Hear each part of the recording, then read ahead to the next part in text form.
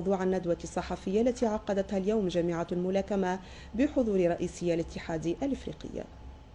قبل يوم واحد من عقد جلستها العامة الانتخابية، قدمت الجامعة التونسية للملاكمة خلال ندوة صحفية برنامج المسابقات التي ستستضيفها تونس هذا العام بعد تسمية الملاكمة رياضة السنة على المستوى الإفريقي. كما شهدت الندوة عرض رئيس الاتحاد الإفريقي للملاكمة لملامح نشاطات الكونفدرالية، وأبرزها بطولة إفريقيا المؤهلة لبطولة العالم التي ستقام بمدينة هامبورغ الألمانية.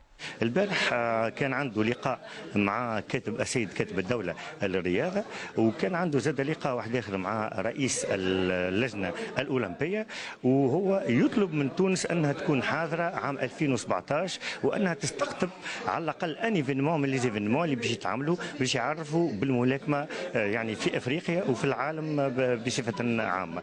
وسيشرف رئيس الاتحاد الإفريقي على الجلسة العامة الانتخابية التي تمثل فرصة للجامعة التونسية للملاكمة لتجاوز المشاكل التي رافقتها طيلة السنوات الأخيرة. قدومي إلى تونس مكنني من الاطلاع على كل الصعوبات، وأتمنى أن أنجح في إنقاذ الجامعة التونسية للملاكمة، لأن تونس بلد يعجب الملاكمين الموهوبين. وستكون انتخابات المكتب الجامعي الجديد ممثلة في قائمتين فقط، وهما قائمة الرئيس الحالي كمال دقيش وقائمة مصطفى بدري. توج